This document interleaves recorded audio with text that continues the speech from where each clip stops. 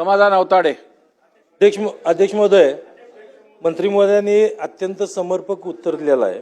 तर अध्यक्ष महोदय, मी आता फक्त प्रश्नच घेतो.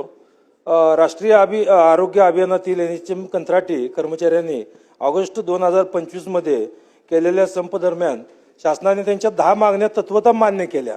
त्यानंतर 4 नोव्हेंबर 2025 रोजी मंत्रिमंडळ बैठकीत 10 वर्ष सेवा पूर्ण झालेल्या कर्मचाऱ्यांना सेवेत नियमित म्हणजे रेग्युलराइज करण्याचा शासन निर्णय म्हणजे GR निर्गमित करून प्रत्यक्ष अंमलबजावणी सुरू झाली आहे काय, आणि नसल्यास याचे विलंबनाचं कारणही मंत्री महोदयांनी द्यावं. दुसरं, संप मागे घेताना दिलेल्या आश्वासनानुसार सर्व NHM कर्मचाऱ्याचे प्रलंबित पगार, थकीत मानधन तात्काळ अदा करण्यात आले नाही. आता मंत्री महोदयांनी सांगितलं की अदा करण्यात आलं नाही, पण मंत्री महोदयांना माझी विनंती आहे की हा स्पेसिफिक प्रश्न आहे की ऐन सणासुदीच्या काळामध्ये पगार न झाल्यामुळं कर्मचाऱ्यावर उपासमाराची वेळ आली. त्याला जबाबदार जे अधिकारी आहेत त्या अधिकाऱ्यावर आपण कारवाई काय करणार, हा माझा दुसरा प्रश्न आहे. आणि तिसरा प्रश्न, शासनाने मान्य केलेल्या इतर मागण्या जसे की विमा संरक्षण, भविष्य निर्वाह निधी, लॉयल्टी बोनस यांची अंमलबजावणी कोणत्या तारखेपासून लागू करण्यात येणार आहे? या लाभापासून कर्मचारी अजूनही वंचित आहेत, हे शासनाला मान्य आहे का? आणि चौथा, मंत्री महोदय, अध्यक्ष महोदय, हा माझा प्रश्न आहे की 13 मागण्या, ज्या 3 मागण्या मान्य झाल्या नव्हत्या, त्याबाबत शासनाने नेमलेली समिती काय कारवाई करत आहे, आणि या मागण्यावर तोडगा काढण्यासाठी शासनाने कोणती कालमर्यादा निश्चित केली आहे?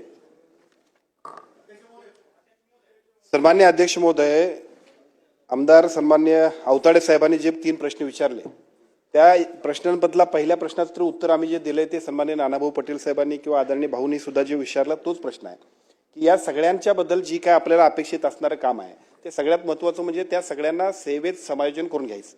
त्याच्याबद्दलचा निर्णय, कॅबिनेटचा निर्णय, त्याला सेवा प्रवेश नियमांमधनं सुद्धा वगळून आपण एक महत्त्वपूर्ण निर्णय घेतलाय. त्याच्यामुळे कालबद्ध पद्धतीनं ते होईल, त्याच्यामध्ये आता काही फारशी शंका बाळगण्याची गरज नाही.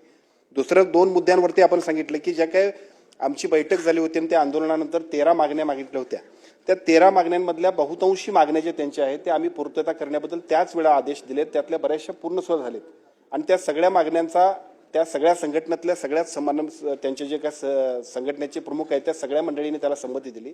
त्या सगळ्या मागण्या ज्या आहेत त्या आम्ही मान्य केलेल्या आहेत आणि मान्यच नाही तर त्याचे निर्णय सुद्धा झालेले आहेत.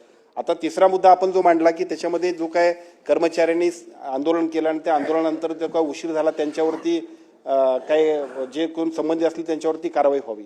खरं तर या सगळ्या गोष्टींमध्ये सगळ्या आंदोलनाचा मूळ हेतू होता की आम्हाला सगळ्यांचं समावेशन करून घ्यावं आणि त्यासाठीचं ते आंदोलन झालं. सरकारनं सुद्धा सकारात्मक पद्धतीने त्यांना सामावून घेतलं. त्यामुळे कारवाईपेक्षा सुद्धा आता त्यांना पॉझिटिव्ह निर्णय देऊन आपण पुढे गेलो तर बरं होईल.